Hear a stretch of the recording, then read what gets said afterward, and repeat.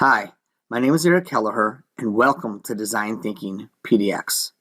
In this lesson, I'm going to talk about the 5 whys method to interviewing and how using it during the empathy phase of a project will help your students to conduct stronger interviews and thereby provide them with more information they can use to better define their problem statement.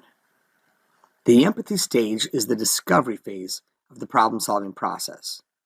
In order to understand a problem, design thinkers have to interview people to gather perspectives and stories, as well as facts and data.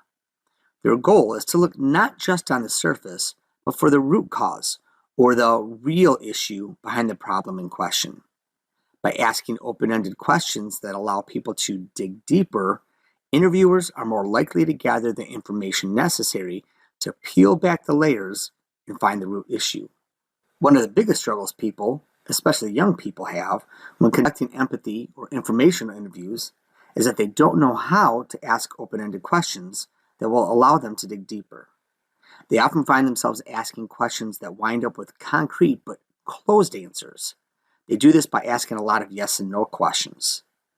The problem with this method is that the answer might be provided, but the emotions are left on the surface, reflection doesn't occur, and the root cause is usually never discovered. One way to work around this struggle is to use the 5 whys technique. The steps are simple. First, have students ask their challenge question to interviewees to get their thoughts or reflections. Next, after every answer, have interviewers ask why as a follow-up question in order to dig deeper. Here's an example of what this could look like.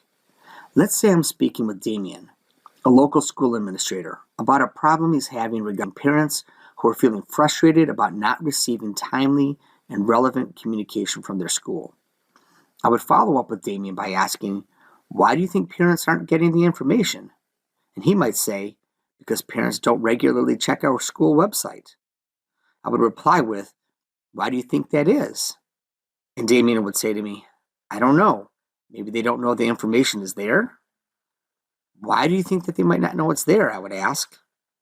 Because we haven't told parents that information is on our website yet, he would respond. Ah, I might exclaim. And why is that? And Damien would respond by saying, we just haven't had time to meet with parents or prepare any materials to explain how we're going to share the information via the website now. Okay, I say, and why haven't you had time? And he would share, because this is a new process for us, and we used to provide everything via the mail in the past. So, now that we've asked enough why questions, we can see that we have enough information to figure out what the real problem is, which leads us right into the define phase. And with enough info, it may make even ideating potential solutions easier as the specific issues are clear. For example, one potential solution I could provide would be to send a flyer home with students, or even in the mail, explaining to parents the new way in which the school will be communicating with them going forward. It's worth noting that finding the root cause is not always found in exactly 5 questions or 5 whys.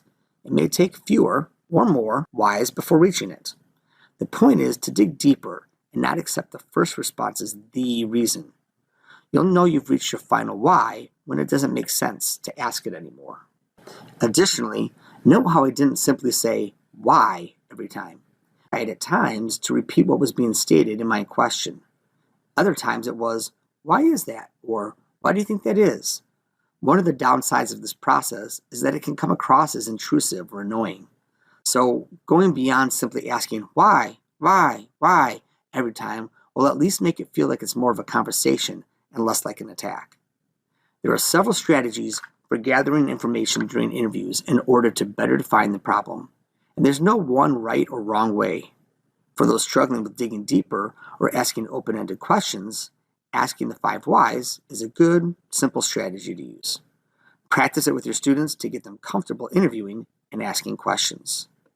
If you'd like a copy of the Asking 5 Whys to Find the Root Cause handout, you can download one at bit.ly/PDX-5 Thanks for joining us, and be on the lookout for more lessons in our Design Thinking PDX series.